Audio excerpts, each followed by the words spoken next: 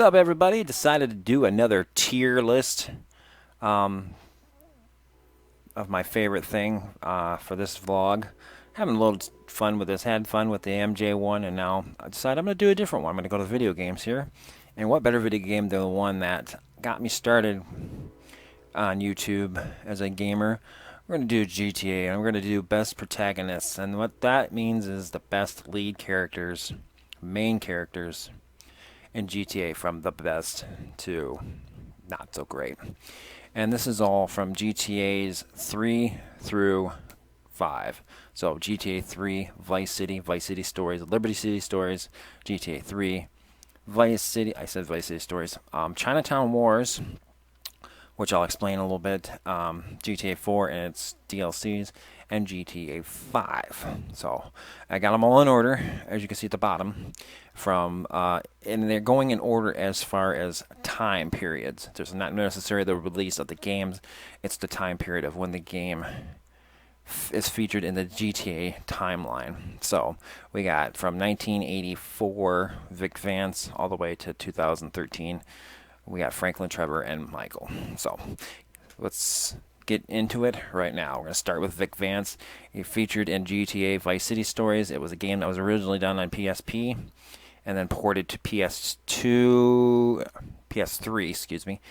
And I don't think it's on PS4. It is on PS3. It was ported to PS3. I believe I have it on there. I'm going to have to check, because after I do GTA's 4 and the DLCs for that, I plan on probably doing that for a Let's Play, but we'll get into it. Vic Vance is the brother of Lance Vance. It shows him he's a military. He gets in the military. He meets his sergeant. He gets into some shady dealings with his sergeant. Other officials find out, kicks him out of the army. So he does these. He basically builds his criminal empire. I thought Vic was a likable guy. I felt bad for him at times. His brother Lance is an idiot, as we've seen in this game and in Vice City with Tommy Vercetti. And of course, we know what happens to Vic at the beginning of GTA Vice City. 2 years later, Vic gets gunned down in a drug deal gone bad. So I like Vic. I think he was a great character. He wasn't the best character, but he wasn't the worst. We have this listed. They actually, tiermaker.com, somebody created this. They have GOAT, unbelievable, good, bad, very bad. I think he's on the good side. He wasn't unbelievable. He was good. It's a character I would be okay with playing, so I'm comfortable putting Vic in the good group. Next up, we have a legend, Tommy Vercetti, the Harwood Butcher. Works as a member of the Leone family. He just got out of prison after doing a prison bid for a deal he was supposed to go do overseas for the Leone family, but it was a setup. He did 13 years in prison, and then he was released from prison, and the Leone family sent him to Vice City out of Liberty to get him out of the city and just kind of go take care of some business down there, and then we'll come and check on you and how things are going. He takes out Gonzalez and Diaz, and basically makes his own party, creates his own empire. His friend Lance Vance, who we just talked about from Vice City Stories, stabs in the back. Lance is working for Sonny Forelli. I said the Leone family. I meant the Forellis. I'm sorry. He was working for Sonny Forelli. Lance turned on Tommy because he felt he was being disrespected. Tommy took him out and took Sonny Forelli out. He's regarded as one of the greatest protagonists of all time. He's voiced by Ray Liotta, a great actor. This is one of the greatest characters of all time. I think he is probably, if not one of the best, and he is simply the GOAT. Next up, we have CJ from San Andreas. CJ lives in Los Santos, part of the Grove Street families. He left Grove Street to go to Liberty City for a while after his little brother was killed in a gang-related incident. Got a phone call from his brother 5 years later. He had to come home because there was a failed hit on his brother's suite, and actually his mother, their mother, Beverly, was gunned down. So CJ went home to be by his brother and sister's side for the funeral. Gets back together with the Grove Street boys. Tries to make amends with his brother and Grove Street. Get him put back on the map. Got involved with some bad cops. And basically had to do a whole bunch of different stuff. Got booted out of Los Santos into the county. Met some different interesting people. Made some business dealings. Got back into Los Santos. Got his brother out of jail with the help of some work he had to do. Took over Grove Street. Took out the shady cops. CJ is one of the greatest characters of all time. I would say he's up there with Tommy, but not quite there. So I'm not going to make him the GOAT. That's all Tommy on his own. But CJ is unbelievably good. So he's going to go in the unbelievable. And this is all, of course, my personal opinion. Next up, you can't see the picture very good, but it is Tony Cipriani from Liberty City Stories. We first see Tony in 2001's GTA 3, where he's a capo for the Leone family. His story is he took out a capo from a rival family, got sent out of town, kind of like Tommy, but he didn't go to jail. Just got sent out of town until things cooled off, came back, started working for I can't remember the guy's name, but he was a capo and a right hand man to Salvatore Leone.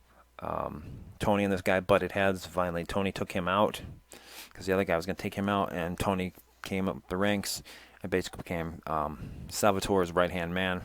It's a good character, but not one of my favorites. I think they could have done a little better job of developing Tony. So he's not as good as... I don't think he's as good as Vic. He's not very bad, but I just say they could have done a better job of character development. It's a fun game like Vice City Stories, but I think Vice City Stories is a lot better. Next up, we have Claude from GTA 3. At first, we don't know his name until years later when GTA San Andreas was introduced, and then CJ's girlfriend Catalina hooks up with Claude. That's how we find out his name. We find out where he started from, and then he and Catalina go to Liberty City from Los Santos, and of course we know all the story there. Claude's girlfriend Catalina turns on him when they rob in a Liberty City bank, and so he just does a whole bunch of jobs here and there with different mobs, and works his way up the ladder, works his way around the city, takes out Salvatore Leone for the Triad family, and then of course gets his revenge on Catalina. Claude does not talk. He's mute during the whole show, during the whole game. He's a good character. A lot of people like him. I think he's good. I would probably rank him above in the good column. Definitely ahead of Vic. Next we have GTA 4. We have all the DLCs and the side game from the PSP for Chinatown Wars. All the 4 characters. So we'll get into that era. This was the first major release in the HD era for when GTA 3 came out, or GTA 4 came out on PS3, and then eventually PS4 came around, and that was it for this game. Niko Bellic, coming from the Balkans. He's Serbian immigrant. He was part of the war. He came to America to be with his cousin and to seek revenge for somebody that 2 people who turned on him and his group, and does favors for different groups, the Russian mob, different Italian mobs, and in the end gets close to several people he's become friends with, including a little Jacob, and of course the McCreary family, all those brothers with the exception of Francis he wasn't close to. Francis is a corrupt cop who you can choose in the end to either side with by taking out brother Derek or taking out Francis. CJ got really close with Packy, or CJ. Niko got close with Packy, and then of course the sister Katie. In fact, towards the end of the game, depending on which path you choose, Niko to take, you either end up losing Roman, his cousin, or Katie, the love interest of Niko Bellic. Niko was actually falling for her and was actually thinking of getting out of that life to be with her, and tragically, Katie dies. In the game, you have those two options to choose from, but later on, when GTA 5 takes place, there's kind of hints about what happened back then and who lived and who whatnot. And so a lot of people think canon, storyline-wise, Katie's the one that perished because Roman's still alive. I think there's a scene when you're in Michael's house. Jimmy's on a computer and he's on Life Invader, which is basically the equivalent of Facebook, and he's looking at Roman's Life Invader page. So Niko's a great character. I think they developed him really well. I'm going to put him up here. Unbelievable. I put him up there alongside CJ. I think he's really good. The next character in the GTA 4 era, Johnny Clubbitz. Johnny was a member of the Lost Biker Gang out of Alderney City. He was the vice president. Billy Gray was the leader. Billy was coming out after doing some time in the clink and basically was in rehab, and basically went back to his Billy went back to his old ways, doing drugs, sex, being a degenerate. Billy had his followers. Johnny had his. And in the end, they butted heads, and there was a deal gone bad. Cops were all over it. Billy got arrested, blamed Johnny for it, saying he turned on him. Billy's associates tried to take Johnny out. Didn't happen. In the end, Johnny and the remaining Lost members broke into the penitentiary, killed Billy, and then eventually moved west to San Andreas, where we saw what happened with Johnny and a few of the other biker gang members. Drug abuse, methamphetamines took over.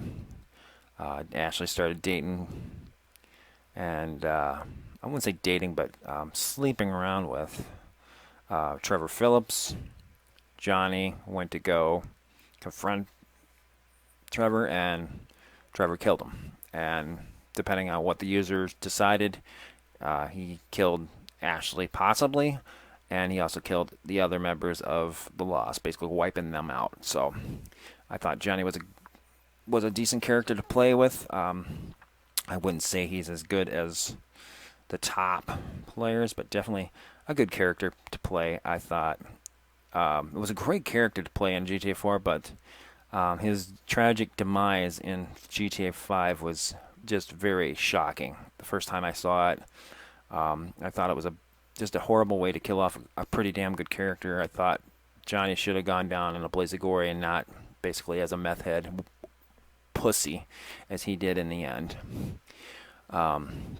Next up is Luis from the Ballad of Gay Tony. He is a bouncer and basically Tony Prince's right-hand man in Liberty City. Helps Tony run two clubs.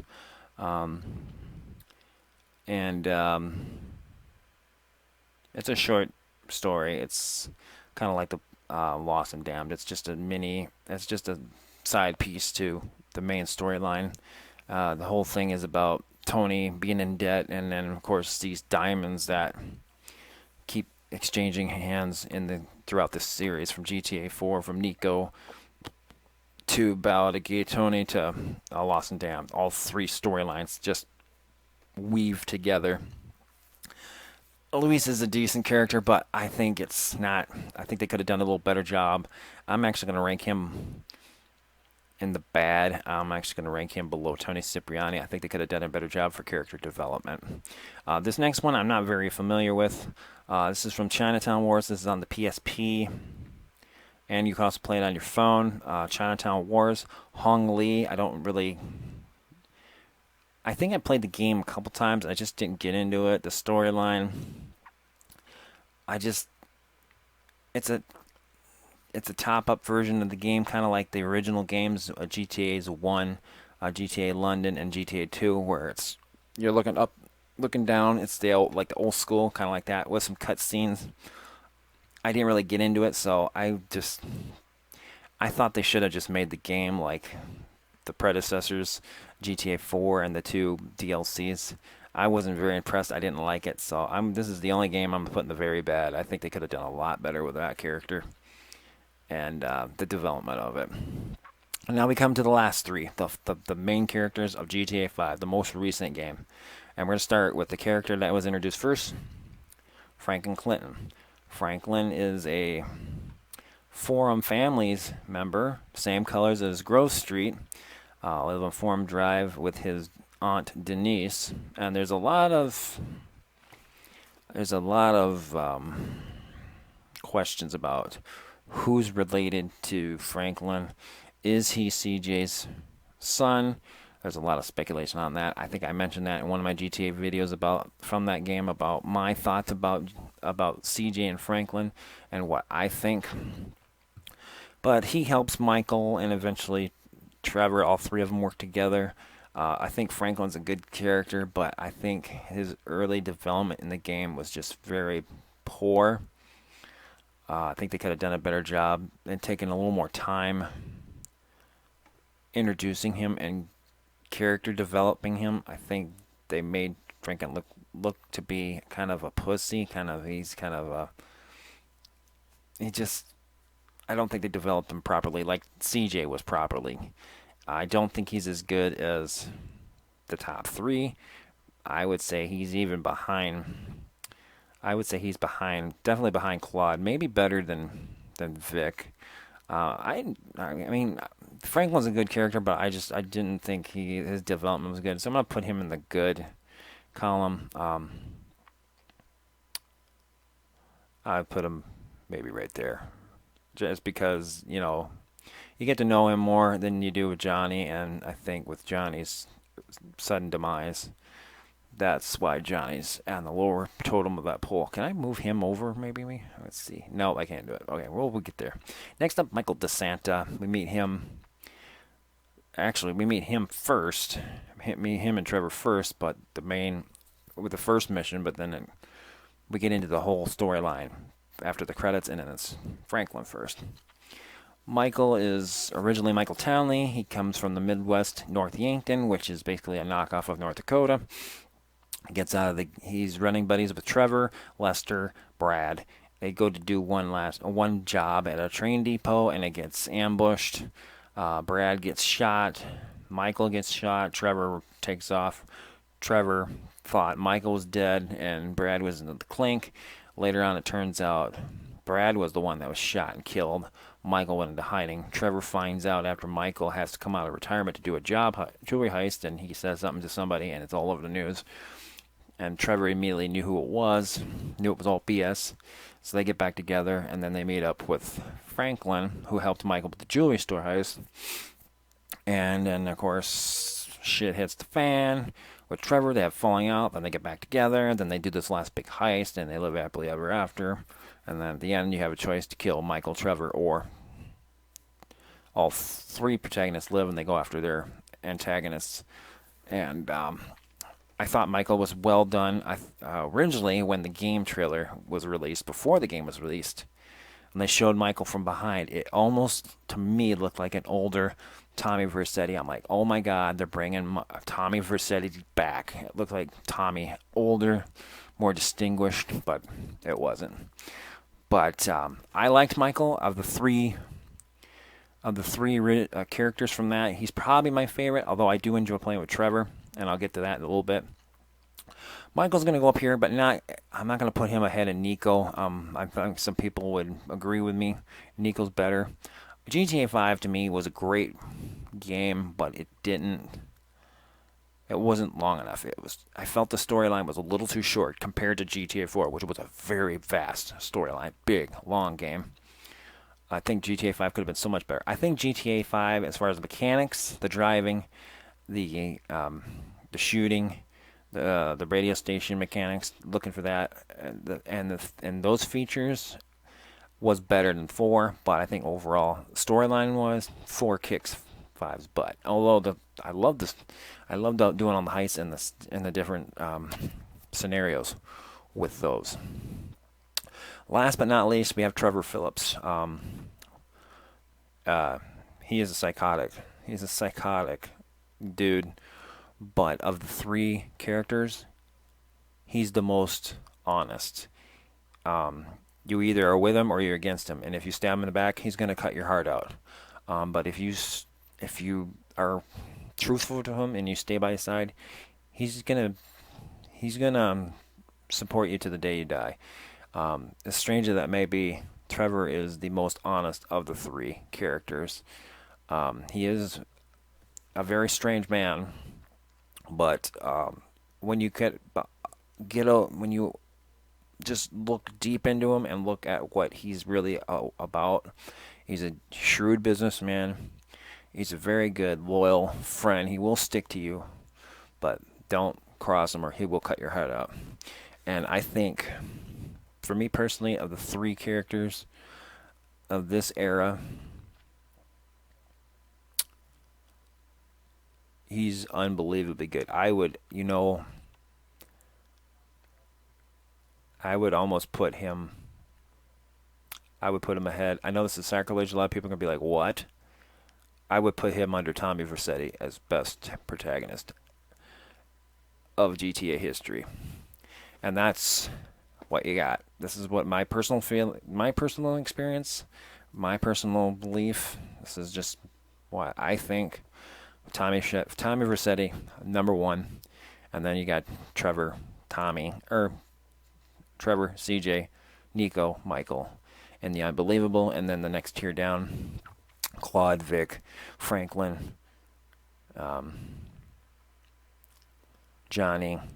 Then we have Tony Cipriani, and then we have Luis, and then Huang Li to round out the GTA protagonists. So hope you guys enjoyed that. What's your favorite character? What's your least favorite character?